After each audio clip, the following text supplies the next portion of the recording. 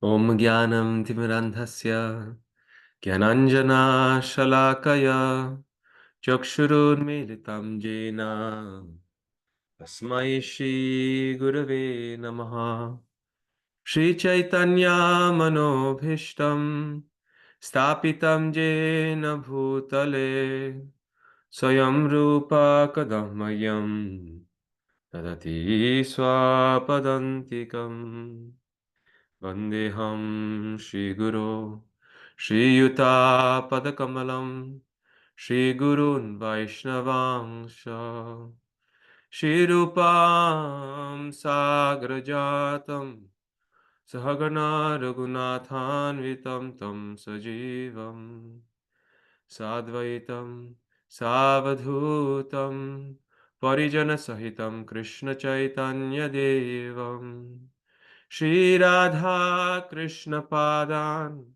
Sahagana Lalita Shri Vishakhanvitamsha He Krishna Karuna Sindho Dinabandho Jagatpate Gopesha Gopika Kanta Radha Kanta Namostute Tapta Kanchana Gaurangi Radhe Vrindavaneshwari Vrishabhanustate Devi Pranamami Hari Priye Vanchakalpa Tarubhyasya Kripa Sindhubhya Eva Cha Patitanam Pavanebhyo Vaishnavebhyo Namo Namaha Jai Shri Krishna Chaitanya Prabhu Nityananda Shri Advaita Gadadhara Shri Vasadi Gaura Bhakta Vrinda Hare Krishna Hare Krishna Krishna Krishna Hare Hare Hare Rama Hare Rama Rama Rama Hare Hare Hare Krishna Hare Krishna Krishna Krishna Hare Hare Hare Rama Hare Rama Rama Rama Hare Hare Hare Krishna Hare Krishna Krishna Krishna Hare Hare Hare Rama Hare Rama Rama Rama Hare Hare.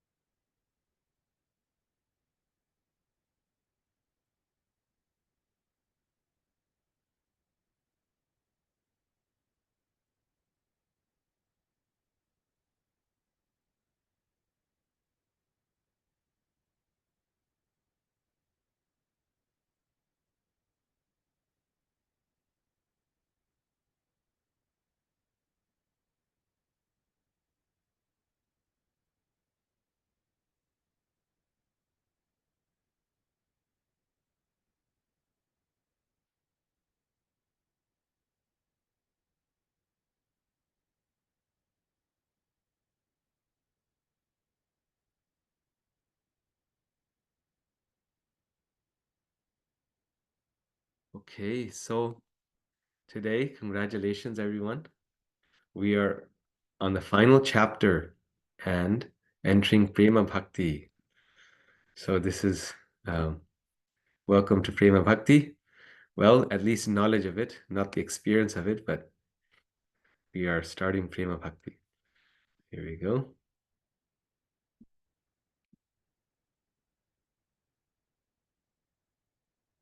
So chapter 19. This chapter is the fourth wave, devotion in pure love of God, or Prema Bhakti.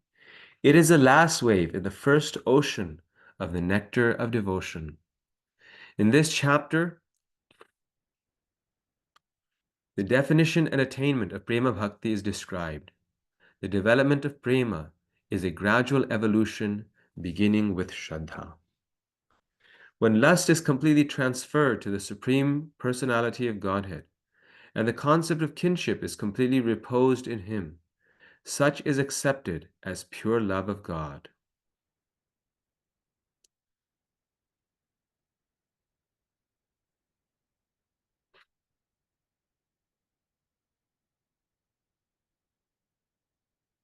This is the definition of prema, of just pure prema.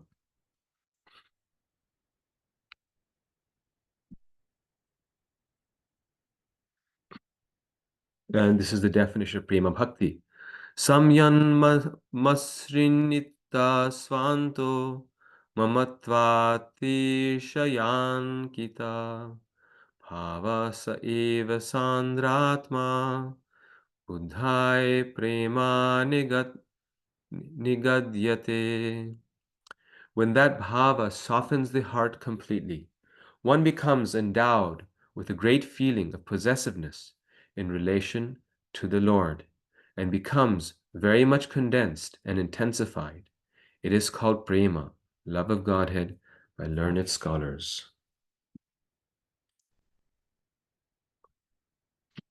So when bhava softens the heart completely, one becomes endowed with a great feeling of possessiveness and becomes very much condensed and intensified. So, so as we will see, this possessiveness is the feeling that the Lord belongs to me. It is called prema, love of God, by learned scholars. So normally we would say that that is greed or that is pride. But this possessiveness that the Lord belongs to me is not a result of pride or selfishness or small-heartedness, but out of intense love, that I must take care of the Lord. Just like Mother Yashoda's love for Krishna, that Krishna is dependent on my care. If I don't take care of him, he will not survive, right? So it may even not even just be in Madhurya or Vatsalya. There may even be a conception of on reverence that the Lord is the Supreme Personality of Godhead. But because the love is so intense, there's a feeling of possessiveness. Great authorities like Bhishma have explained that love of God means completely giving up all so-called love for any other person. According to Bhishma, love means reposing one's affection completely upon one person, withdrawing all affinities for any other person.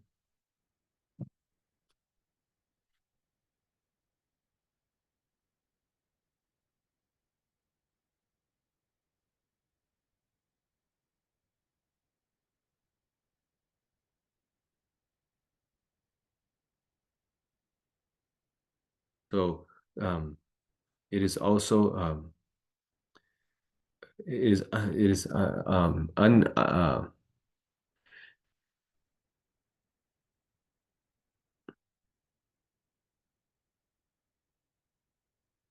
it's also exclusive. That's the word I'm looking for.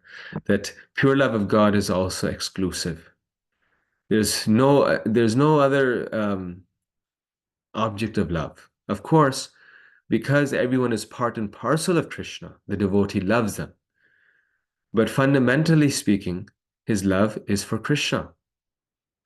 And so, as long as that love is there in a uh, perfectly fixed way, nothing affects their consciousness, right? And a wonderful example here you see in the picture is the Pandavas. That we see that Arjun lost his son Abhimanyu in the battle, and Draupadi and Arjun and the Pandavas lose all five of their sons.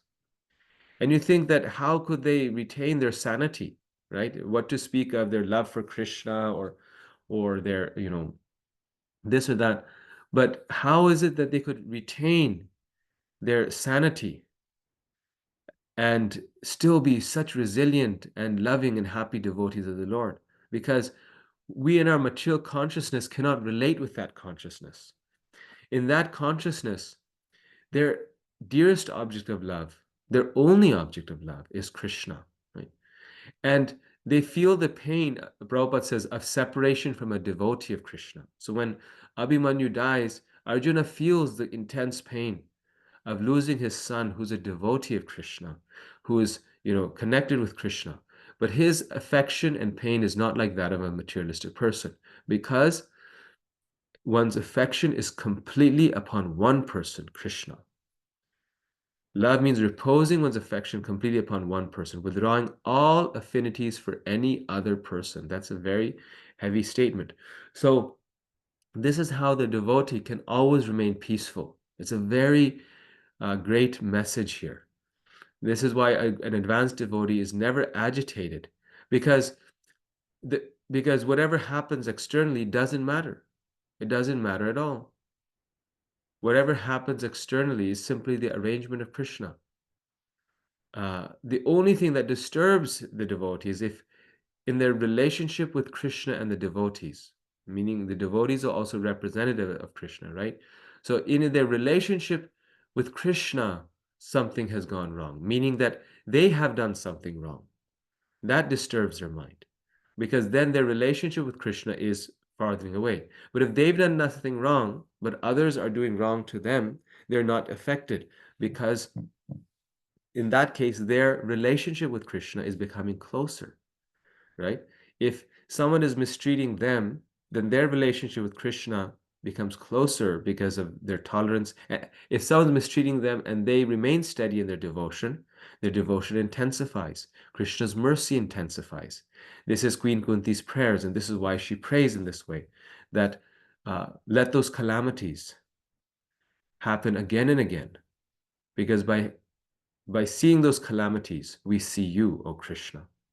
Let me be, mistreated or exiled or quarantined or, uh, you know, um, uh, neglected by you, as long as it takes me closer to you. Because in that way, shashva shantim nigachati, that in that way, one is always fixed on the lotus feet of Krishna. And that is the only concern of a devotee, that let my love and senses and heart be fully reposed, fully focused upon Krishna. Bhava sa eva sandratma. It is the intensified, fully mature state of bhava. When one's desire to love Krishna in one's particular relationship becomes intensified, this is known as pure love of Godhead.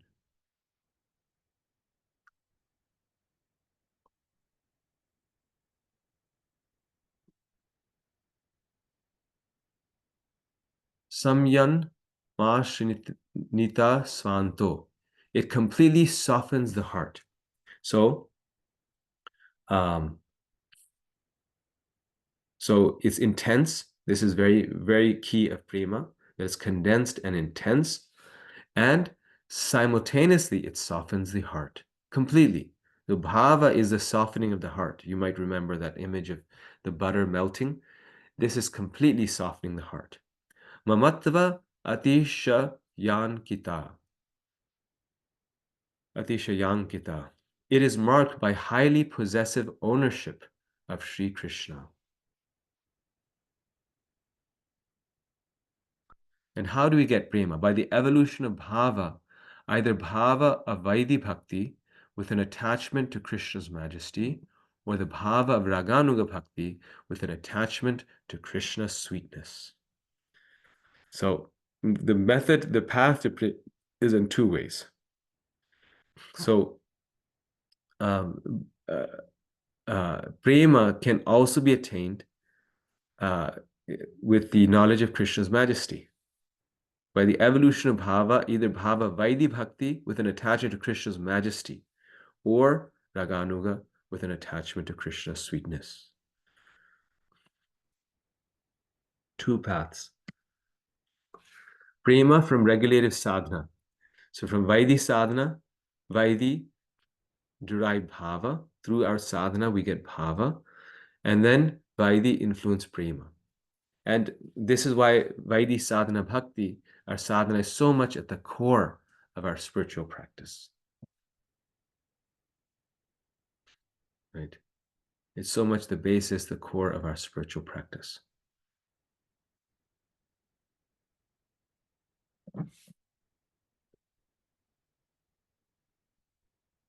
And then prema from spontaneous sadhana, this is the second type, right? We have raganuga sadhana, which is actually the sadhana that Srila Prabhupada has provided us, as we discussed in the past, our Tulsi prayers in the morning. So it's a Vaidhi aimed toward Raganuga, or it starts Vaidhi, but it very quickly turns into Raganuga. Raganuga derived bhava, raga influenced, a bhava that results after Raganuga, and then raga influenced prema. So that raga then eventually turns into prema. So now, as Rupa Goswami always does, he gives examples of Raganuga sadhana turning into prema. Padma Puran. Chandrakanti, a celebrated fair-faced girl, rigidly observed celibacy in order to obtain Krishna as her husband. She always engaged herself in meditating on the transcendental form of the Lord and always chanted the glories of the Lord.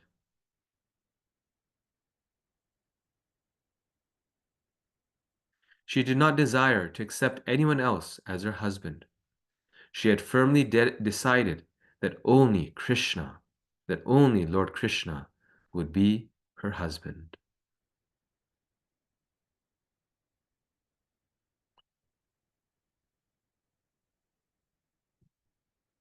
She, very famous her story. She was in a woman's body, but her life was like a sannyasi or a yogi. She would reside in the forest.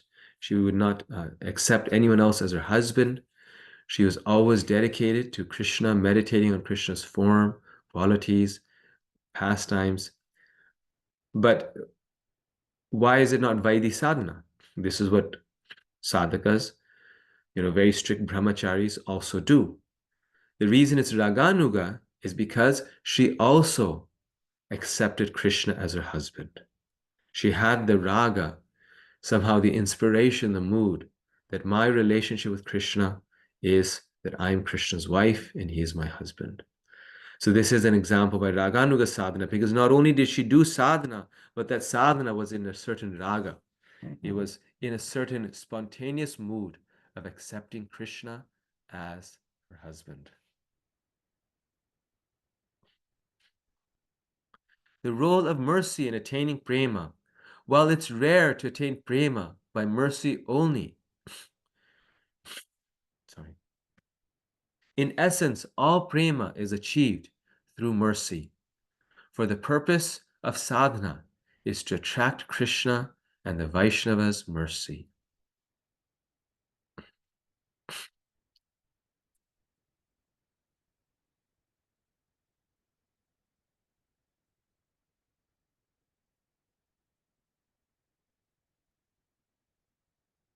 So nothing happens without mercy. I mean, even for us to continue sadhana bhakti, even for us to do Vaidhi sadhana bhakti, we continuously need mercy. The mercy of the devotees, the mercy of the Vaishnavas, the mercy of Srila Prabhupada and the whole parampara, the acharyas. Nothing can happen without mercy. Mercy is the key to everything. From Vaidhi sadhana, we get mercy. From that mercy, we get Aishwarya Prema. So this is, remember, one of the paths, Vaidhi sadhana. So Vaidhi sadhana leads to Prema, but in there's a major step of mercy. Prema from mercy with mood of reverence. So now here's an example of that. We looked at the example of Raganuga, right? Raganuga sadhana that led to Prema. Now we're looking at Vaidhi sadhana leading to Prema. In the Narad Pancharatra, it is said that if on account of profound veneration for the greatness of the Supreme Lord, one attains a great affection and steady love for him, one is certainly assured of attaining the four kinds of Vaishnava liberation. And this, I believe, is a painting of Dhruva Maharaj, attaining the spiritual world. We read his narration. At the end, he has prema. Tears are flowing down his eyes. He's shaking in his his completely mind, body, sense absorbed in Krishna. And he saw the Lord as Narayan. So he was, in the Aishwarya Bhava, in that mood of Aishwarya. The Raganuga sadhana is also um, combined with mercy, and that leads to Kevala Prema.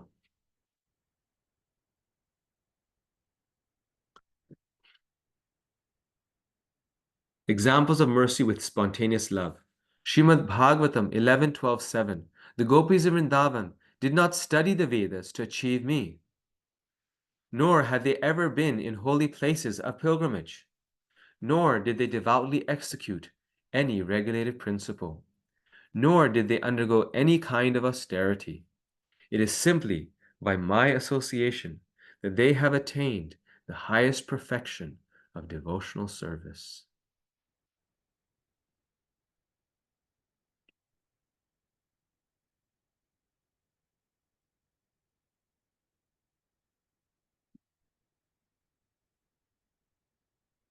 The beginning of ecstatic love of Godhead is basically faith.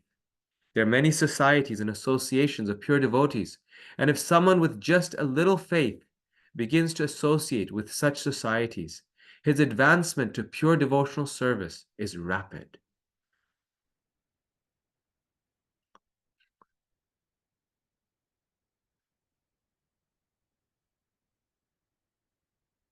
So this is the key. This is the good fortune of someone. If they live in a place where there's pure devotees that visit, we should seek out their association. We should hear their classes. We should get their association in person if possible. Because right here it's being said, right, that uh, the devotional service is very rapid. Advancement in pure devotional service is very quick. General progression from faith to love. Association with pure devotees is the key to move from basic faith to pure love of God. Is that association, like Prabhupada here you can see, can just uplift the whole atmosphere around them, every part of it, every person.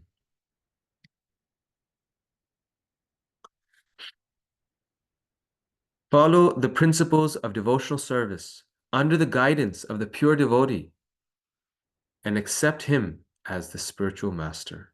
You have to follow the principles of devotional service under the guidance of a pure devotee and accept him as the spiritual master. So we have a general progression from faith to love. As a result of such activities, he becomes freed from all unwanted occupations. When he is freed from unwanted occupations, his faith becomes steadily fixed.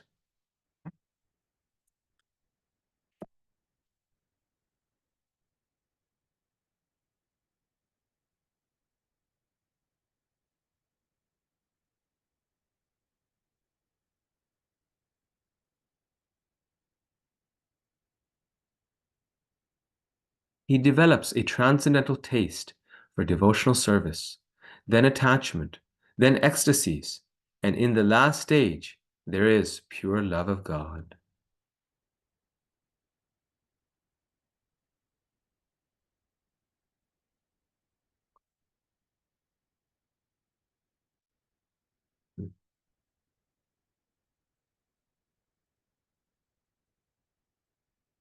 And see, for a lot of us, it takes a lot of time because the unwanted occupations are hard to give up, right? The unwanted. He becomes free of unwanted occupations. The anarthas are hard to give up, but actually, it should be a very smooth progression from Shraddha. Then the process of devotional service is so powerful. Bhajana Kriya, we engage in that. From that, we get nishtha, firm faith. Then there's ruchi, there's taste, asakti, more attachment, more taste, intensified taste. Then bhava, we start getting ecstatic feelings, and then prema. But the problem is, we get stuck on these stages. Anartha nivritti, this is the stage of Anartha nivritti means this is a stage of the anarthas getting purified. That takes a long time. So this image is very nice here because there's two sets of, you could say, progressions. One of them is Vaidhi sadhana, raganuga, bhava, and prema, right? But then another one is that's described here, which is combined, kind of it can be combined in this, is that you have shraddha, which is faith, right here. Sadhu sangha. Sadhu sangha is there. Then you associate from faith, we get some, we due to our some faith that we have, we associate with devotees. We see it, give it a chance, right? Then bhajana kriya, we engage in bhajan, chanting the holy name. From that, anartha nivritti, the obstacles on the path of devotion are removed. Then nishtha is firm faith in the Lord. Then there's ruchi. Then there's asakti. So nishtha leads to taste. This is like the stage of raganuga, right? So until nishtha, you're at vaidhi sadhana, fixed. You know, your sadhana is like undisturbed always. Then from there we get ruchi, taste, which is on the level of raganuga. More intensified raganuga is asakti.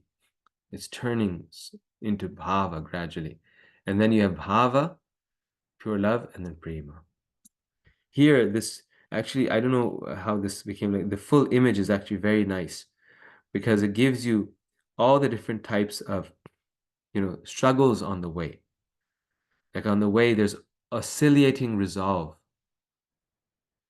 There's thick and thin practice, ghanatarala. We're sometimes really intense in our devotional life, and then we have to relax, we pull back, and then we start to miss sadhana and mangalarti and chanting. We should never miss our chanting, but like this. And then we get tight, strong again, and then we get loose again. We get strong again, we get loose again. So Ghanatarala is going up and down with thick and thin practice. So it's a stage of bhakti, and we pass on after that. It's not that everyone goes through that stage, and this is why it's an advanced devotee who is able to be consistent in their devotional practice, undisturbed by whatever happens. There's struggles with sense enjoyment. We're on the right path, and then we get this big, blast of desire for sense enjoyment, and we're on a 6-month, detour. There's inability to uphold the vows, right? And then there's enjoying the mundane benefits of bhakti, right? So once we become advanced, people worship us, people respect us, people give gifts and comforts and happiness to us. And rather than engaging that in the service of Krishna, the result of devotion, the good result that we get, we enjoy it ourselves. So that's also a challenge, that even if you do really well in bhakti, then the devotees around you, your humble devotee, that they'll praise you. And we can, start enjoying that honor and praise. So many different stages here, and then and then there's different types of anarthas, which are distraction, incompetence, contaminated consciousness, taste for mundane pleasure, drowsiness or sleepiness is the first and foremost anartha that we have. So these are the different types of anarthas before we attain nishtha. Right, our sleep so often disturbs our nishtha, our fixed progression in devotion.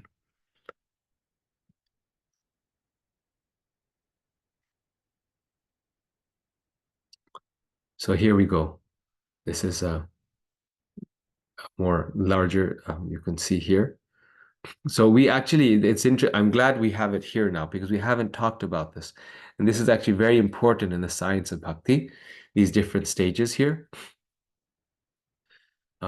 So You can see it here. And this is like a bitter mango, lack of taste to condensed sweetness. So from, the beginnings of Vaidhi sadhana to Prema Bhakti. And then here it's being shown how these map out to the stages that we have been learning. So initially, even before sadhana bhakti starts, there's Shraddha and Sadhu Sangha. Sadhu Sangha is what leads to sadhana bhakti. Sadhana bhakti begins with bhajana kriya, then anartha nivritti, freedom from anarthas, nishta, being fixed, ruchi, taste, more than fixed, we taste it, enjoy it. Asakti, it sweetens, right? The mango got redder here. And then bhava is ecstatic love. So this is both Vaidhi and Raganuga. Vaidhi turning into Raganuga. So from Nishtha onwards, it's Raganuga, the spontaneous taste. And then bhava, and then prema. I mean, actually, Vaidhi can also be in Ruchi and Asakti because Raganuga also, like we were seeing, is more about spontaneous devotion in the mood of the residents of Raja. Vaidhi can also be Asakti and Ruchi, like Dhruva Maharaj, but in on reverence, right? So that's also possible. Yes. And that's it. Very short chapter. So this is very deep. Any thoughts, reflections? We'll have a short class today.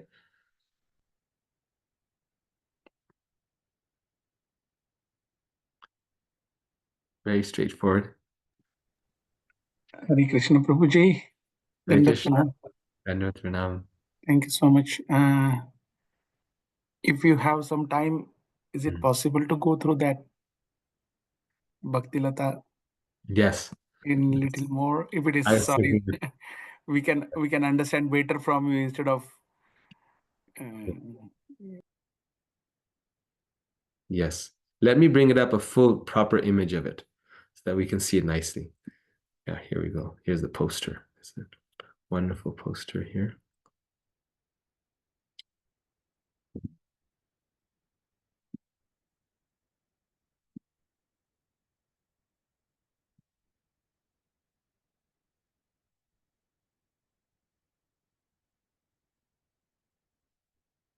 So, 1 second.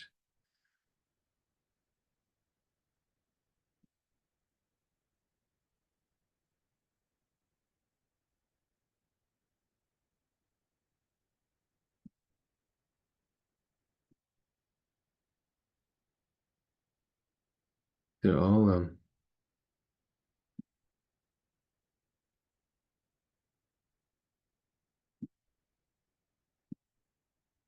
try this one.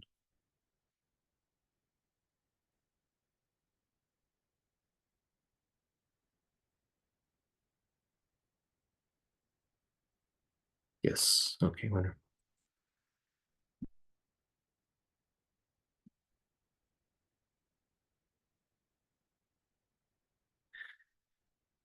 So here we go.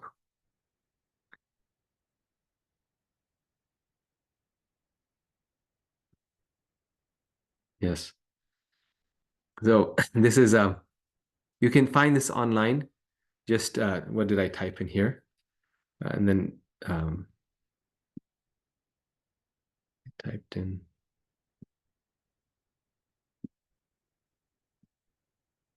Yeah, chart Bhakti Lata. Very simple. Just chart space Bhakti space Lata LATA, and you get, and then press on images, and you'll get it. So let's go back here. Sorry. Where did it go? Oh, here. Okay. Yes. Okay. Yeah. Perfect. Oh, sorry. So we should start from the bottom. Ooh, okay. So I'll do it quickly because it's a lot of detail. So as the vine of bhakti grows, the devotional qualities that manifest continue to mature. Sadhu Sangha nourishes the vine at every stage. So Sadhu Sangha is always the key element on every stage. To move us from one stage to the other, we need sadhu sangha. Sadhu sangha, sarva shastra koi, lava matra sadhu sangha, sarva siddhi koi. We must seek out the sadhu sangha and we must get that help from the sadhus so we can keep moving forward. So, at sadhu sangha, the kleshagni, the, the, the base material miseries are destroyed, not because our problems go away, but we get a way of transcending them. And 5 types of misery are told: ignorance, false ego, attachment, hatred, absorption, and worldly objects. These 5 things cause us pain: ignorance, false ego, attachment, hatred, absorption, and worldly objects. And 4 types of sin go away: the fructified sin, the unfructified sin, seeds of sin, the desire seed of sin. Right? Prarabdha, aprarabdha, kuta, and bija. You may remember we covered all this. We've actually covered so much now. It's a lot of things are now coming together in this. Anukulya, so then Shubhada, that bhakti bestows all auspiciousness. And these are all the different forms of auspiciousness or auspicious qualities: kindness, mercy, forgiveness, truthfulness, simplicity, equality, patience, gravity, honoring others, not expecting respect, all good fortune. Imagine a person who has these qualities, right? So nice. So this is just the result of the first part of bhakti, that these qualities start to manifest. Then, uh, as I mentioned, I already covered this on the stage of bhajana kriya. We are engaged in bhajan, and these are the struggles in bhajan. We have some enthusiasm initially, but it doesn't sustain. Dhanatarala, which another way to describe this is fired up, bummed out. Fired up, bummed out. When someone criticizes us, something negative happens, we lose our inspiration for bhakti. So while it is their fault, their anartha or offense to criticize, it is still our lack of devotion to be affected by it. Right? It's still our anartha to be affected by it and let our bhakti become affected by that. So we covered these different stages. Then on the stage of anartha nivritti, we have these 4 things. What are the anarthas that are being removed? These are obstacles from past life. And then there's subsections of those also. So, well, these 5 types of sinful activities are the things that we already spoke about. There's obstacles born of past pious activities. So obstacles from past pious activities, like just like if you're born in a wealthy and rich family, that's a pious activity that you did in your last life, but it may become an obstacle in this life because being born in such a wealthy family, one cannot sometimes just surrender oneself to Krishna. There's so much to manage, all the wealth to manage. It can become an obstacle. Like we think sometimes devotees like Amarendra Prabhu are more fortunate than maybe other devotees, other great devotees. But one time Amarendra Prabhu himself was saying, like, this wealth is such a liability. He says after some time it starts talking to you. This wealth is here, you have to do something with me. It's like you got to manage this money. You've got to manage the people around you who are always trying to reach you because of your money. You have to all the dangers and the thieves and all these things that come with that. So that the great devotees like Amarendra Prabhu himself, Ambarish Prabhu, not Amarendra, Ambarish Prabhu, the great grandson of Henry Ford. So he was saying this, that his being a billionaire, is he feels he's so humble, he feels it's like a drawback. And that's why devotees like him, like Ambarish Prabhu and Dhruva Maharaj, Bharat Maharaj, they saw that wealth as an obstacle. And that's why at a certain point they left it. They used it in Krishna's service. that which is glorious, right? And that's the very important thing, to use it in Krishna's service. But then they saw it as an obstacle in their devotion to Krishna. Although they can use it completely, but still, it was moving their mind away from Krishna. And so that's a great devotee. Bhaktya Utta, obstacles born of imperfectly performed bhakti.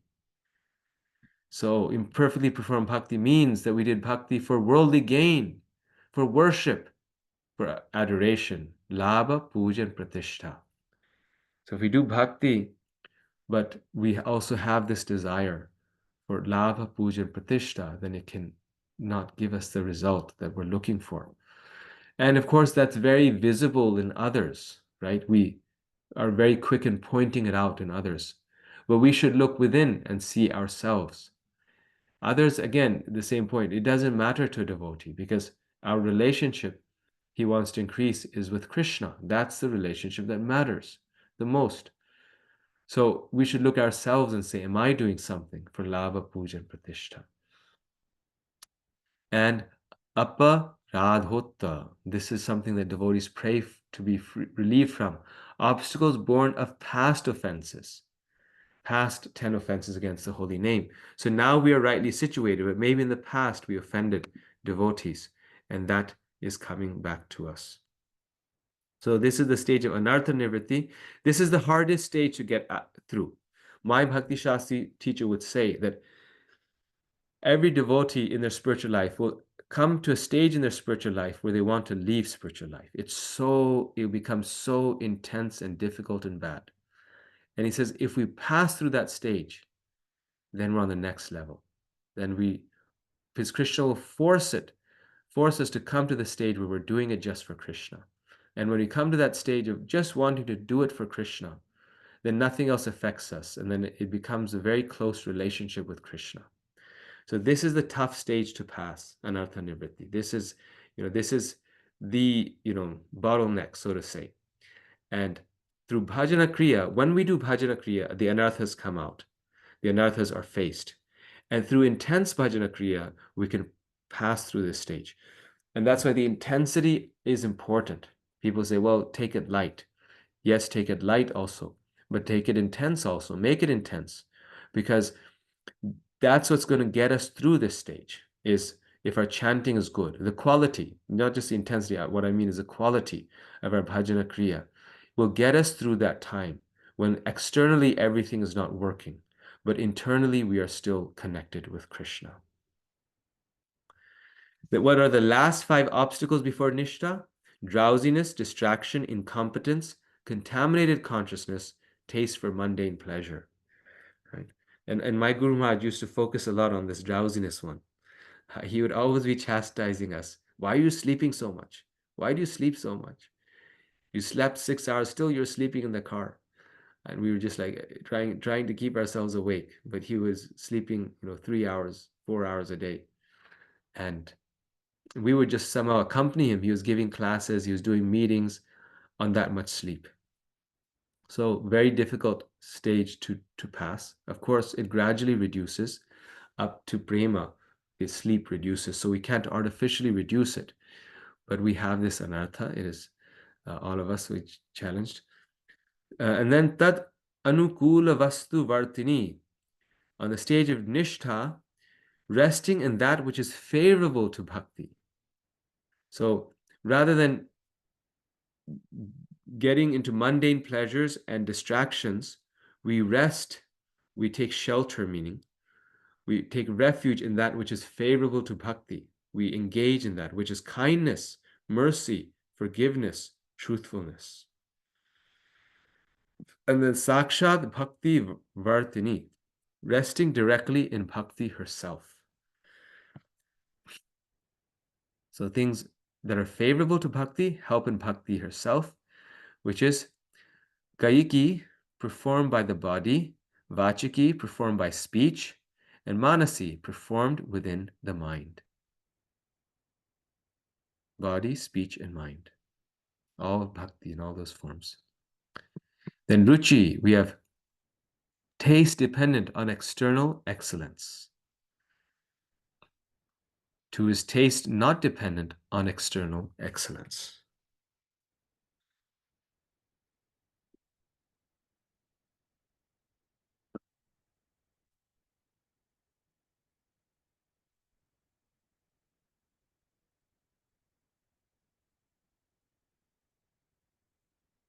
And then ruchi is taste dependent on external excellence, and taste, yeah, okay. So sorry, I reread that.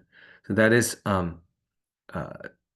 so this is the movement, right? Where um, it's from external excellence, what becomes most important is internal excellence. That okay, externally everything is going wrong. Externally, I was a failure, but internally I was a success because my attachment for Krishna became deeper. From external excellence to internal excellence. Very interesting, very wonderful topic here. Asakti, attachment to Shri Krishna, the object of bhajan. So ruchi is like turning it into uh, cream, and then asakti is like butter, right? It's an intensified form of ruchi. There's taste. That taste turns into deep attachment to Krishna. So at a lower stage, like Gauranga Prabhu explains this, in a lower stage of bhakti, we are attached to the service. Right? We have the taste for bhajan. In a higher stage, we're attached to serving. So the first is attachment to the service. I like doing this for Krishna, and that's why I'll do this for Krishna. In a higher stage, we're attached to being a servant. Service, whatever the service is, doesn't matter. I want to be Krishna's servant.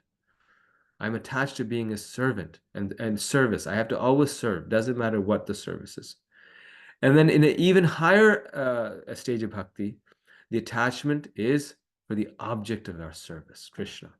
Anything for him. If if the thing that pleases Krishna most is not serving him, giving the dust of my feet to him, then let that be so. Because I only care for Krishna. The attachment is to Krishna. Right now, most of us were attached to serving Krishna, which is very wonderful. That's the thing. But when we're attached to Krishna, then serving Krishna is an automatic part of it because that's what you do generally. But the point is that Krishna must be pleased. And then after asakti, we have bhava, which is transcendental emotion. And then bhava is turning into prema. So in that all of these moods are manifesting of shanta, dasya, sakya, vatsalya, and madhurya, the 5 different ways of serving Krishna. And it's most this bhava bhakti is sudurlabha. It's most rarely obtained. So now remember, this is actually reminding us, it's a nice recap that how the 6 um, results of bhakti are also mapped to the different stages. So at sadhana, we have kleshagni and shubhada. It removes suffering and it's all auspicious. On the stage of bhava, we have sudurlabha, very difficult, very rarely obtained. Only 1% of our devotees are going to attain this stage. Maybe more, by Prabhupada's mercy. Moksha lagutakrit. Bhava bhakti makes even liberation seem trifling. Even liberation is nothing. That's how great it is, Bhava Bhakti. And then the final 2 were Sandrananda Visheshatma. There's this unlimited spiritual happiness. That's Prema Bhakti is imbued with a condensed superlative pleasure. Because Prema fills the heart with pleasure. Immeasurable, unimaginable happiness. Like, we're worried, will I be happy or not in this situation? Or if I do this or that, will I be happy? The only thing we need is prema. And that happiness will be so great. It will be greater than any happiness of any accomplishment in this world. We must have that faith that it will be the greatest happiness than any other accomplishment, any other goal that we attain, spiritual or material goal. It will be greater than that in terms of happiness. And that love of prema the side effects is the happiness. But that pure love for Krishna is so sweet, it is so wonderful that it attracts the mind of Krishna. Krishna is attracted by that pure love of God. So it's not that we are just attracted to Krishna, but Krishna becomes attracted by such a devotee, controlled by such a devotee. So that's Krishna Karshani, Shri Krishna Karshani. Okay, thank you for that question. Because of that, we are able to go over this. Thank you very much. Thank you so much, Prabhuji. Thank you. Sucharu Radharani, Mataji. Hare Krishna, everyone. Uh, Prabhuji, I have a question. Like, if somebody reaches to the prema bhav and still, few faults because we all are in the material world. Mm. If still a few faults are there, uh, the fall down is possible from there, that level as well, or it is ignored that, Mm. if So, it is, yeah, so sorry. those faults are on the stage of bhava, not on prema. So on the stage of bhava, we can still have faults, but on the stage of prema, we cannot. So if we have faults, then how can, I mean, that means the purification is not done 100%. So then do we qualify to go to back to Godhead, or we have to So work on it? then we also have to see what we mean by fault, right? So like if Srila Prabhupada, he sometimes, rarely, but sometimes he couldn't remember a verse. He was thinking a verse, or he quotes a verse and he quotes it imperfectly. So that is an imperfection due to being in a human body, so to say. But that's not a fault, right? So by fault, what I'm taking it as is fault means an imperfection in our bhakti to Krishna. Fault means like, I was supposed to surrender everything to Krishna, but I kept some 1%. I was, if my bhakti was perfectly fixed, I would have been up for Mangalarti, but I'm not up today, right? That is a fault, right? So to say, fault. But that fault is not a fault. Right? That fault, so that fault is not there in prema bhakti. That fault does not exist in prema bhakti. Material imperfections may exist. So, some confusion, misunderstanding, like he's speaking to someone and Prabhupada thinks he's referring to this person, or Prabhupada thinks he's saying this, but it's someone else. Those are just material conversational things. Those are not faults. Yeah, thank you, Prabhuji, got it. So the intentions has to be pure and clear. Yeah, and the intentions and also the devotion, right? The devotion, the bhakti is perfect. There's no fault in the bhakti. There may be a fault because of Krishna's desire that, because we have limited senses. Like Prabhupada said, we were just discussing this yesterday. Prabhupada said that if you ask me how many grains of sand are in a bucket of sand, I will not be able to tell you because I'm not God. I'm not omniscient. But the spiritual master is omniscient in the sense that the spiritual master knows everything that he needs to know for his service. He knows everything that Krishna wants him to know, right? That are needed for a service to Krishna. So that's the yeah. Thank you, Prabhuji. Thank you. Shama, Mataji. Hare Krishna, Prabhu. Hare So Krishna. Hare Krishna. Prabhu, my question is like, that study guide that Ah, you posted till chapter 15, it was very helpful for the questions to understand more ah, like how we can make the nice yes. between the book and the study guide, how we can connect and write the nice answer. But the study guide that now we ask and some devotee they share, it's full for the whole book, but it's not in Different. detail. Ah, okay. So but you shared that was very like nicely connection and Yes. very detailed. Yes. So maybe do you Right. have something like that? Yeah, yeah. No, I have the whole thing. I thought I just forgot. Thank you for reminding me. I Yeah. forgot to share the third one. Hmm. Um, because that had some diacritical errors. Hmm. So Srinivas Prabhu was actually fixing it and then reposting it. So Yeah. maybe Yeah. he didn't get to it. Or either way, I will post it. I will post it.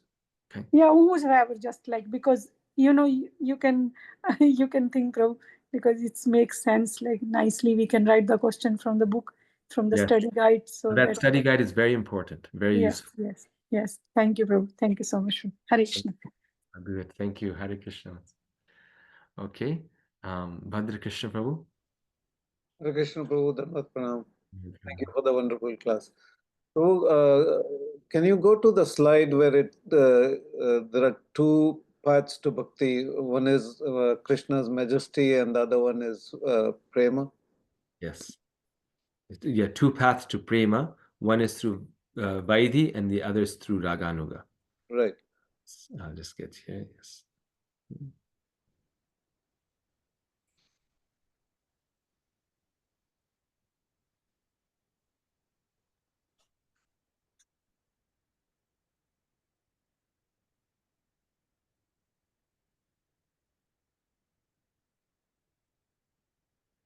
Great. Yes, yeah.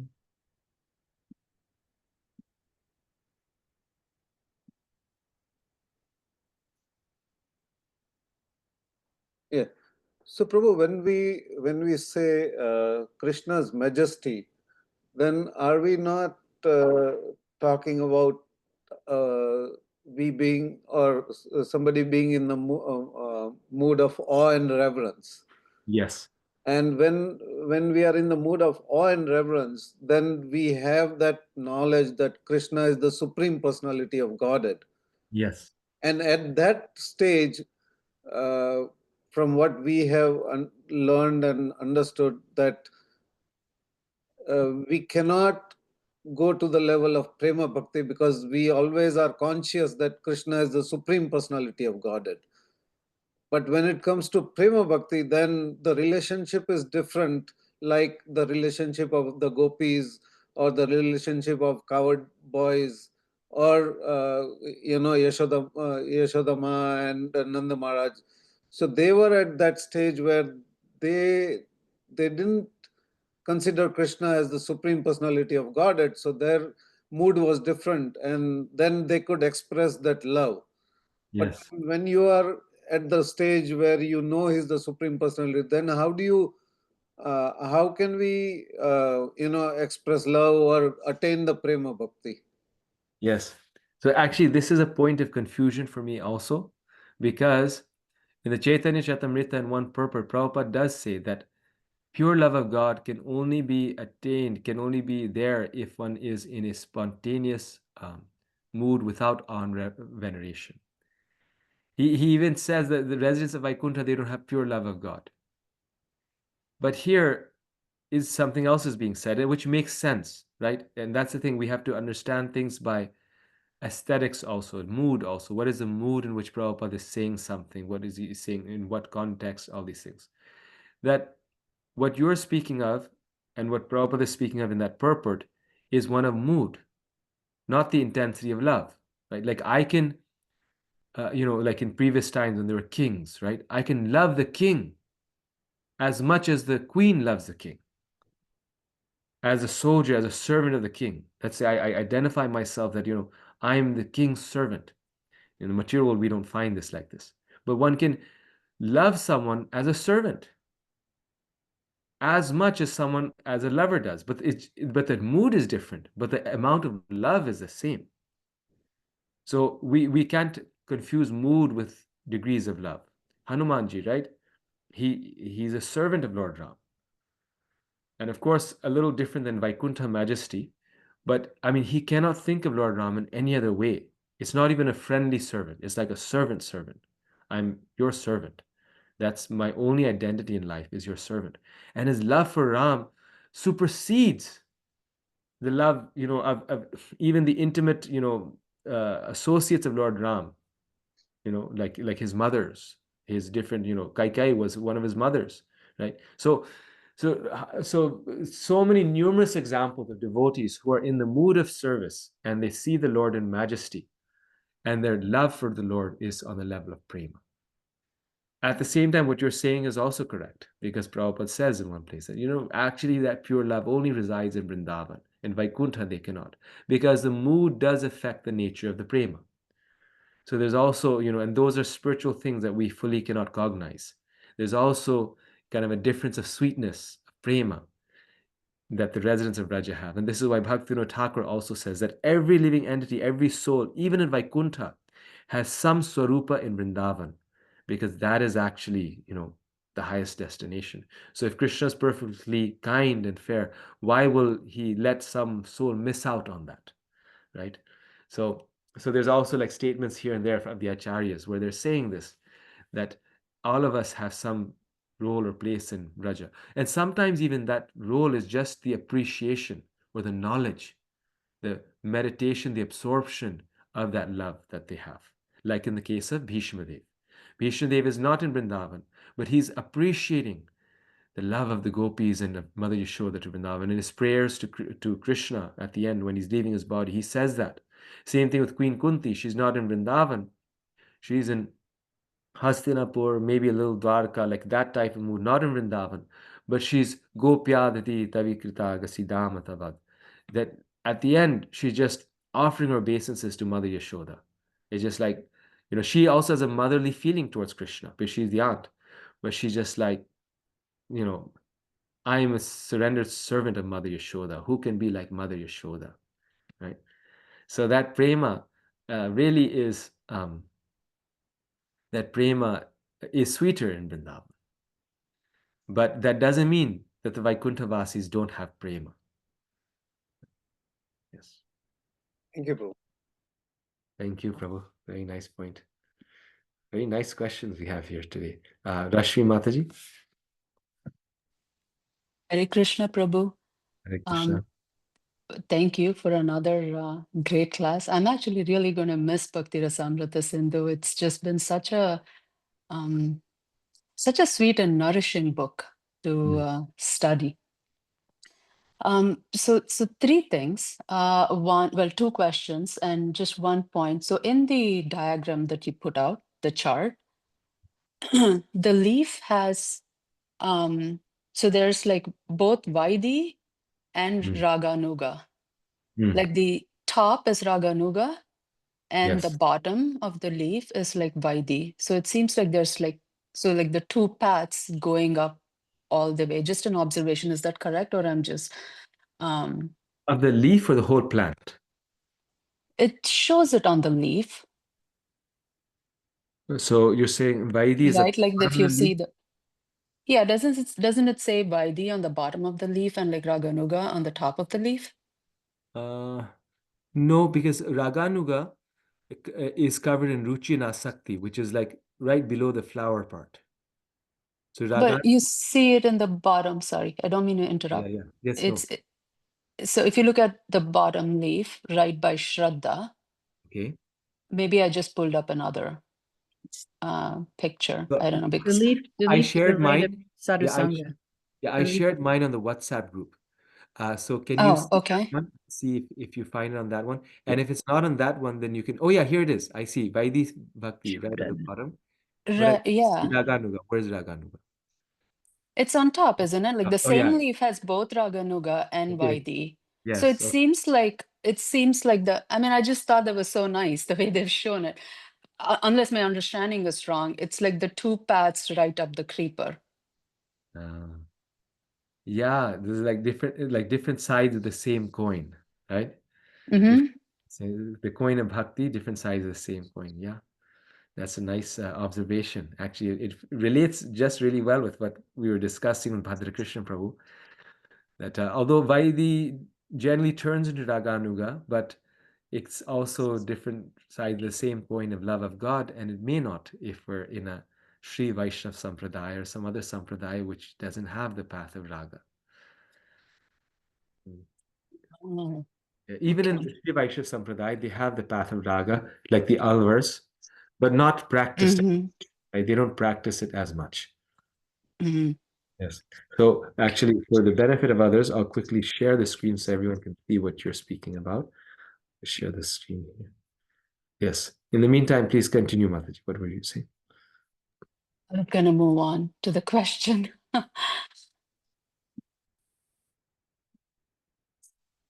Should I? Yes, please do. Yes. Okay. So one of the things that you brought up today was how it's sometimes like how sometimes wealth can be an obstacle in the path of bhakti.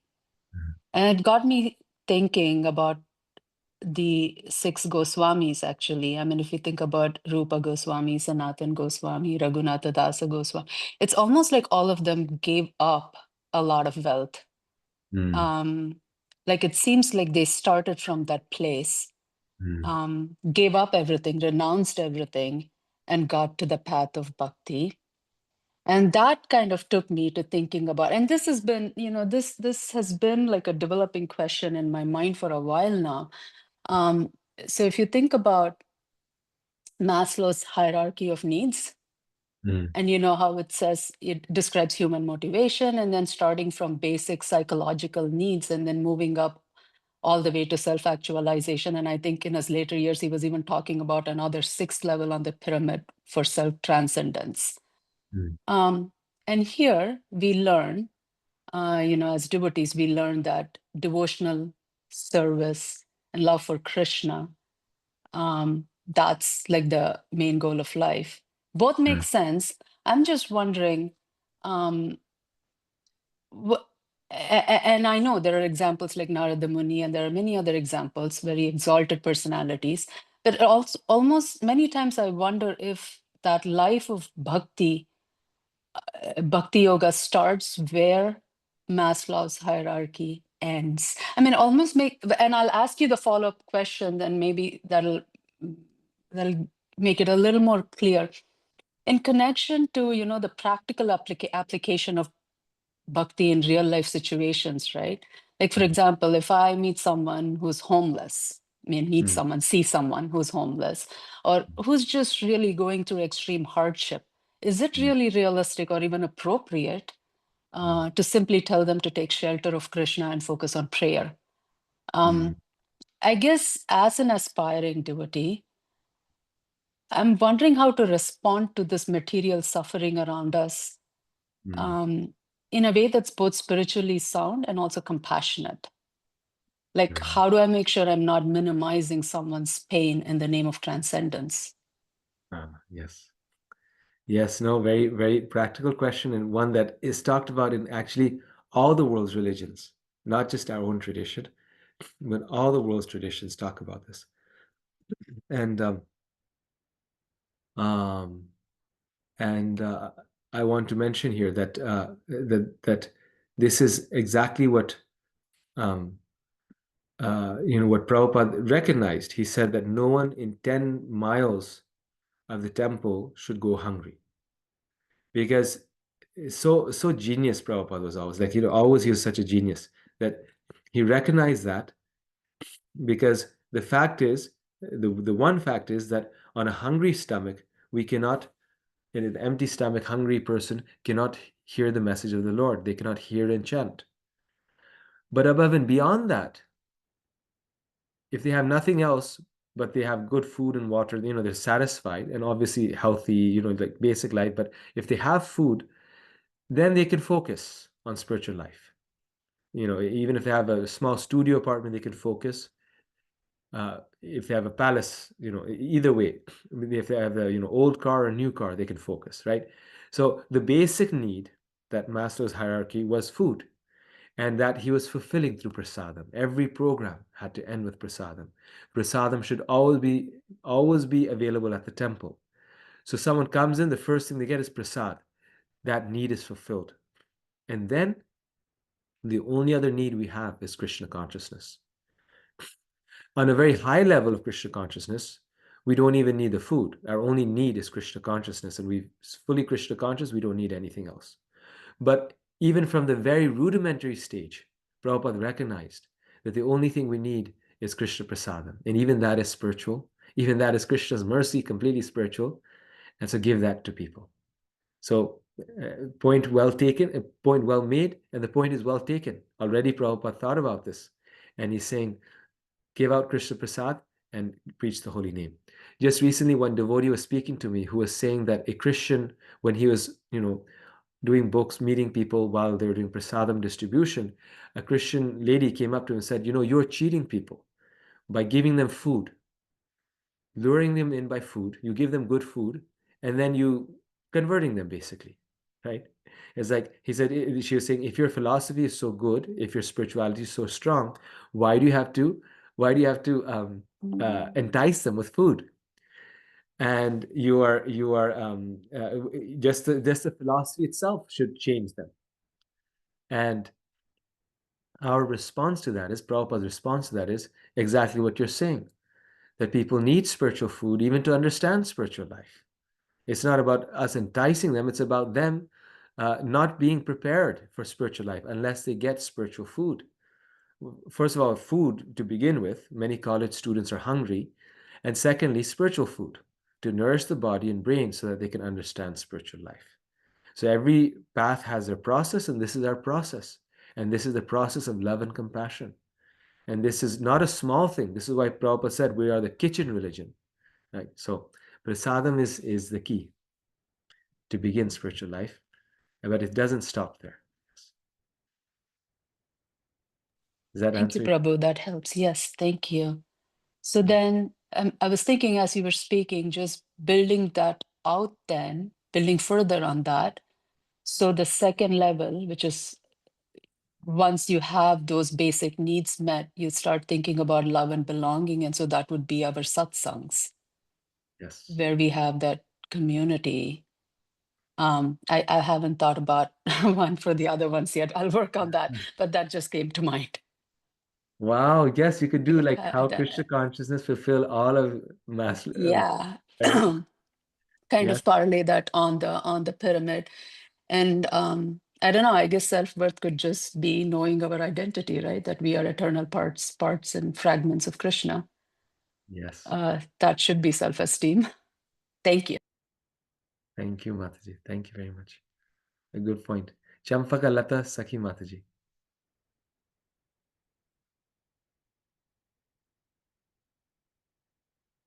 Champaka Lata Sakha Hare Mataji. Krishna Prabhuji. Krishna. Sorry, I have technical issue. Dhanva Pranam. Thank you so much for a wonderful class. Thank you. Prabhu, I have two questions. One is enthusiasm when it comes to chanting.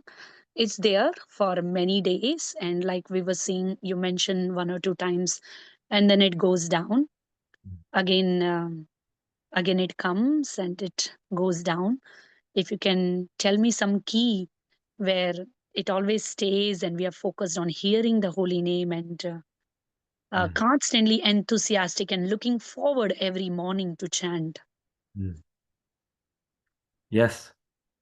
So that is everything that we talked about. Ghana Tarala, right? That's the stage of intense, not intense, fired up, bummed out, fired up, bummed out. That's the stage that we are struggling with. So that's the place where we um, need to pass beyond through regular chanting, through association, through, you know. But the nice thing in learning these things is that when we're on that stage, we can recognize it, right? So, okay, my chanting is going through the stage of Ghanatarala. My chanting is still on the stage of Anartha Nivritti. So, chanting is a reflection of our overall bhakti. And based on our chanting, we can recognize which stage we're struggling with and how to go beyond it. Yes. Okay, Prabhu. Okay. Thank you, Prabhu. Prabhu, is there one pointer you would like to tell me, which we can always remind us of have to be very strong and attentive chanting? Just one pointer. Okay. Um, um, it's hard to say. Hard to say actually. Yeah, I think um, you know, yeah, it's hard to do one thing, but That's enough. His Holiness Radhanath Maharaj says that the reason, or someone said that he said, so I didn't hear him quote, but he said that the reason he doesn't give so many classes on attentive chanting like other Vaishnavas do more is because he says that it's non-different than humility. And that's why it gives more classes on humility, because my own life also experienced that if I'm chanting in the mood of like wanting to mood of kindness, maybe just like appreciation, kindness, thinking well of others, then my chanting is nice. Otherwise, my chanting is agitated because I'm thinking, I should tell this to this. Why didn't they do this? Otherwise, like chanting is a time when the mind is empty. And so all of our irritations, our agitations come out while we chant. So if we chant in the mood of gratefulness and humility, appreciation, how much we appreciate other devotees, how wonderful everything is and people are, then we chant better. So that's my one thing. I can't tell you one thing, but this is my one thing. Like that's the biggest difference. Like even this morning, other morning, like if I'm irritated or something, then I'll think about that the whole time when I chant. But if I change that mindset and try to do it otherwise, then yes, it's better. I learned something new, Prabhu. I can definitely say I can try to put that in my system also, Prabhu. Thank you so much for sharing. And Prabhu, one more question I had. You talked about the wealth. If I ask you a question on other way around, how is the lack of wealth or devotee struggling to make wealth and maintain his devotional service, can it be an obstacle in someone's devotional service? Right. So actually, in some religions, they take the vow of poverty, right? So, and similar to the Goswamis, someone mentioned before, the Goswamis intentionally gave up wealth because it makes the mind peaceful. The key point in giving up the wealth is to make the mind peaceful. Because if you take the vow of poverty, you're like, well, I don't need to earn money. So I have nothing to worry about because I vow that I'm not going to. So similarly, if we have too less and our mind is agitated, then that's the problem, is the mind is not peaceful, right? So if we're satisfied with the poverty, then that poverty is perfect. We don't need more. Less is more than. Because the point here is to be satisfied and not have to spend time and effort away from Krishna. But on the other hand, exactly, you're saying this is why we do need to work and earn, because if we have less, then we may be agitated. And the same problem that comes from too much wealth will come in too little wealth. But if we train our mind to be satisfied with less wealth and less things, then we won't have that issue, right? So it really depends on our mind, or those devotees' mind. If they have less and they're happy with the less, then it's not less.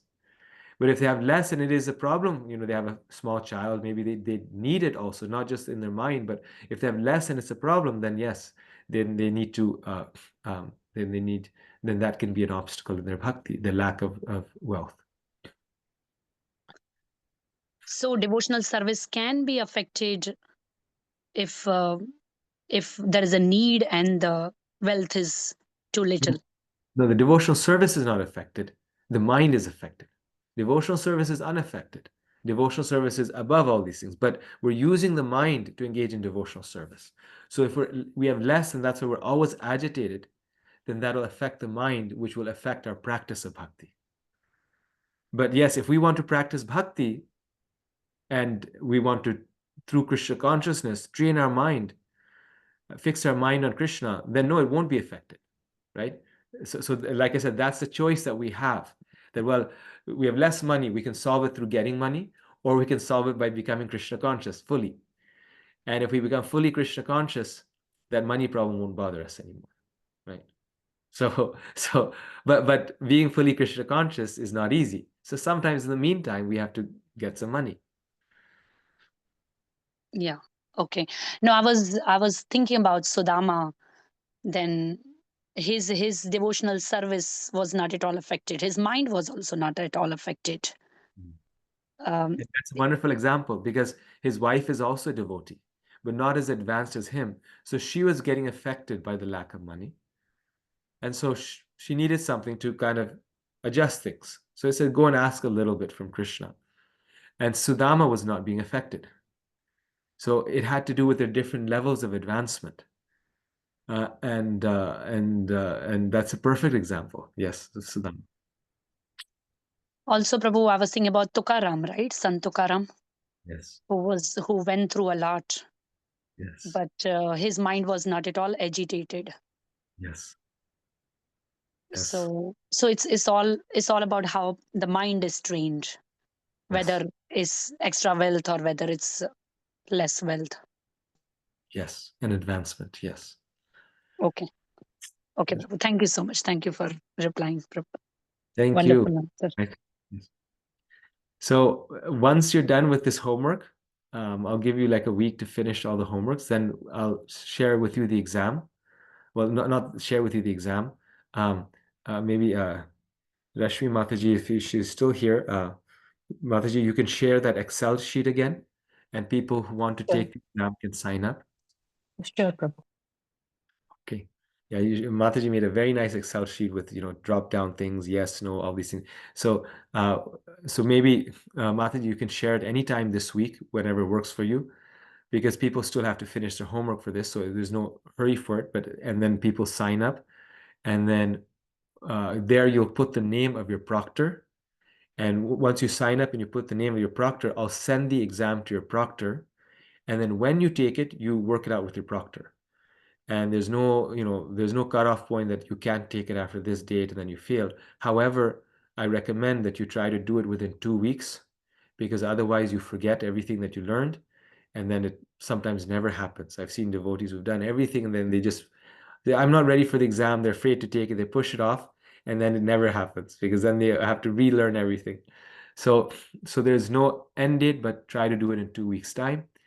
And we'll take now from here, to give you time to finish the homework and finish the exam. We will give you a few weeks break. So we'll give you, let's see, before we start the next book, maybe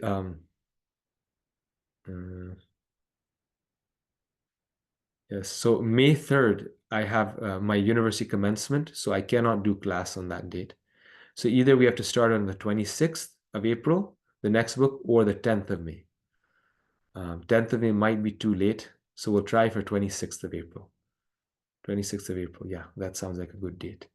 So we'll start the next book starting 26th of April, and then starting the 10th. We'll then have a break 1 week and then 10th, yes. Hare Krishna. Prabhuji, 26th of April, isn't it like Guru Maharaj?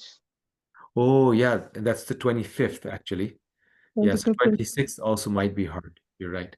Mhm. Maybe we should maybe we should do a 10th. Yeah, so maybe we'll have a big break now, 1 month exactly. Or maybe I'll try for the 3rd, because the commencement doesn't start so early in the morning. We can maybe do an hour and then I can go for that. Okay, but try to finish the exam in 2 weeks. It's in your benefit. Haripriya, you can conclude.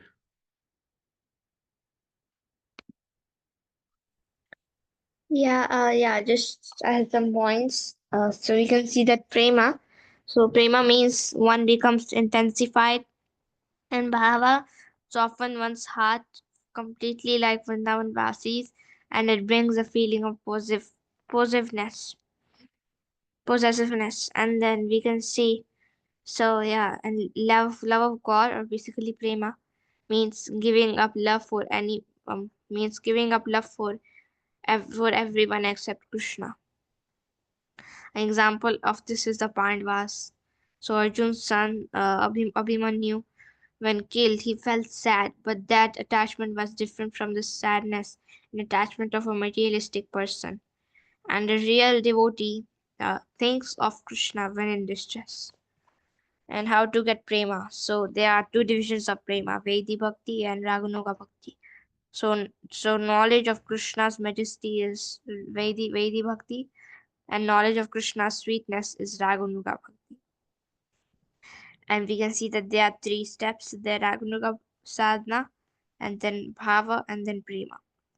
And then we can see that Raganuga to prema example. So story of Chandrakanti, a girl who practiced celibacy to get Krishna as her husband. and we can see that in every step of this process we need mercy. So mercy is very important ingredient. And then we can see that there's another process, Vedi sadhana to mercy to Aishwarya Prem, and Vedi sadhana bhakti to prema. Example is Dhruv Maharaj going back to the Lord. And then we can see that the Lord, he said that the gopis did not do any rituals or so things, but they just had faith and they had mercy of the Lord, of me. Yeah. And then we can see follow the principles of bhakti and then get the mercy of the Lord. Remember that. And then we can see that they last thing that they were, yeah, there were like some things that we had to follow in that picture you showed us. So so it was from down to up, it was Shraddha, Sadhu Sangha, Bhajan Kriya, Anasta Nivritti, Nishtha, Ruchi, Asakti, Bhava, and Prema. And we can see that they were kind of they were exemplified by the mango thing.